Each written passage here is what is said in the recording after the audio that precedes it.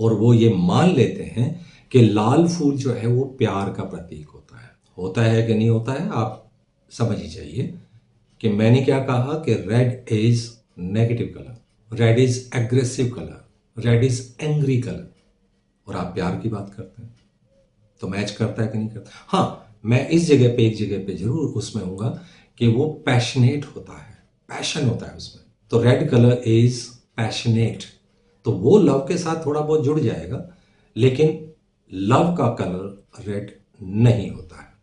तीसरा कलर है yellow. Yellow के नेचर को पढ़ लीजिए। Highly original, imaginative, idealistic, creative, artistic, spiritual, joyful, egoistic. अब देखिए, ये जो है वो नेचर है येलो के। येलो दिखने में कितना ब्राइट लगता है, कितना खुश मिजाजी सा लगता है, लेकिन कुछ नेचर जो है इसके नेगेटिव भी आ रहे हैं। ईगोइस्टिक है, वो नेगेटिव आता है इसका, ईगोइस्टिक नेगेटिव है। तो येलो जो है वो आपका, अगर आप येलो पसंद करते हैं तो क्या आप ऐसे हैं, सोचिएगा, आप बताइएगा। तो नेक्स्ट कलर पे आते हैं। Next colour is green. Green के नेचर को पढ़ते हैं। ग्रीन कहता है स्टेबिलिटी, बैलेंस्ड, लॉयल, फ्रेंड यानी कि friendly, good lover, high moral sense, good eater and गॉसिपर।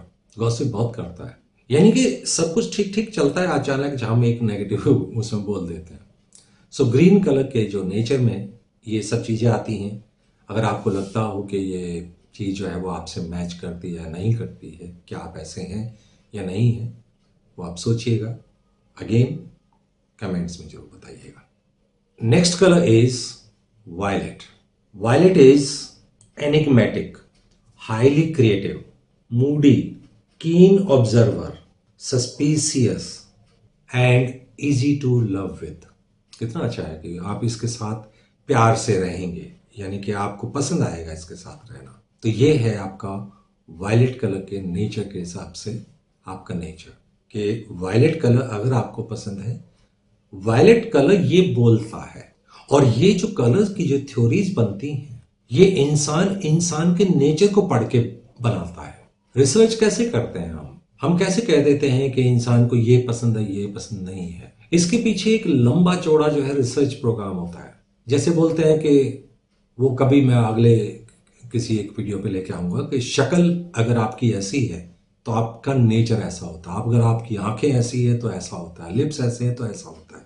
वो मैं अगले किसी वीडियो में जरूर लेके आऊंगा कि फेस रीडिंग जिसे आप बोलते हैं, कि एनाटॉमिकल एरिया है इसमें।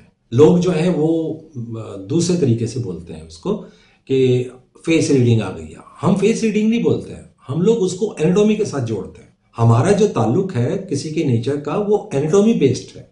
अगर आपका फेस स्ट्रक्चर ऐसा है, अगर आपकी बॉडी स्ट्रक्चर ऐसी है, अगर आपका हेयर टेक्सचर ऐसा है, अगर आपके लिप्स ऐसे हैं, तो ये जो सब चीजें वो आपके नेचर के हिसाब से होता है। एक बहुत बड़ी लाइन में आपको बोल दूं, याद रखिएगा कि जो नेचर होता है वो आपकी बॉडी का स्ट्रक्चर बनाता है। बड़ा स्ट्रेंज आपको सुनाई देगा ये, कि जो आपका जो नेचर होता है, जो आपके अंदर होता है, उसके हिसाब से आपकी बॉडी ढल जाती है।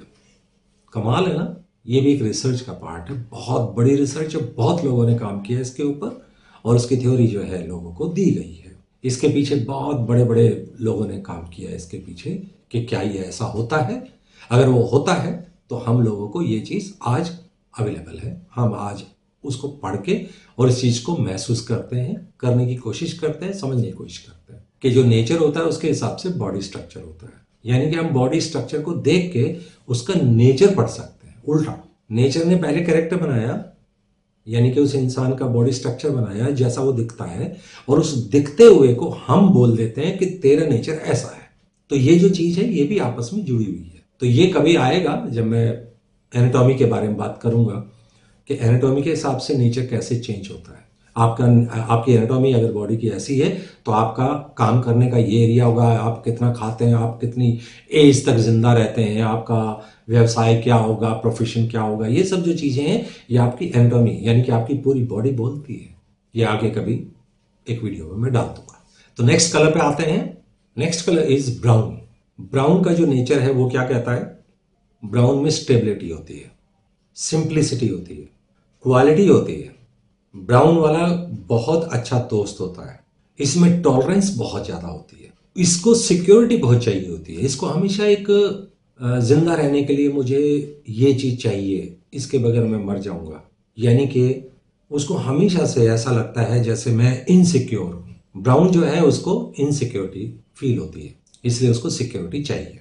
मारपीट वाली सिक्योरिटी की बात नहीं हो रही है यहाँ पे, नेचर वाइज जो सिक्योरिटी है, थॉट वाली जो सिक्योरिटी है वो है। ये एक फैमिली पर्सन होता है, इसको फैमिली बहुत पसंद है, फैमिली के लिए यही काम करता है, ये फैमिली को सबसे ऊपर रखता है। मान लीजिए इसको कोई काम पड़ गया और ये मान लीजिए इसको कहीं पे जाना है, इसका ट्रांसफ़र हो गया तो फैमिली को लेके जाएगा। ये नहीं है कि मैं अकेला चला जाऊँ, फैमिली यहीं रहेगी।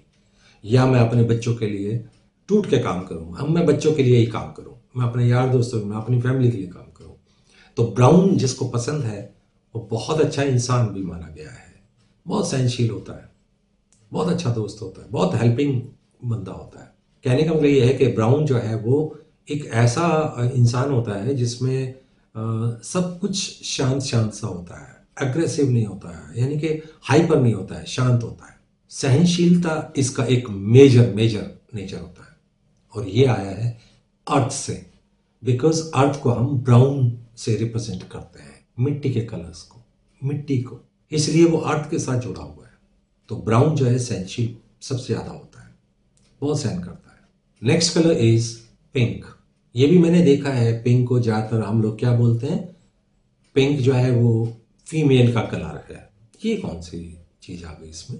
पिंक सिर्फ गर्ल्स के लिए नहीं होता है, वुमेन के लिए नहीं होता है, फीमेल के लिए नहीं होता है। पिंक बच्चों के लिए होता है। अब बच्चों के लिए हम क्यों लगा रहे हैं इसमें?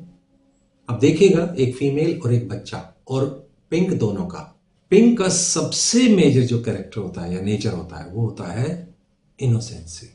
अब एक फीमेल को उठाइए और एक बच्चे को उठाइए, इनोसेंसी यहां है, फीमेल में इनोसेंसी नहीं है, ये बच्चे में आता है। बच्चा चाहे मेल हो फीमेल हो, डजंट मैटर, इनोसेंसी, प्योरिटी। तो पिंक का एक, ये भी एक गलत फहमी होती है लोगों को कि pink colour is feminism colour, feminism होता है। नहीं, ऐसा नहीं है।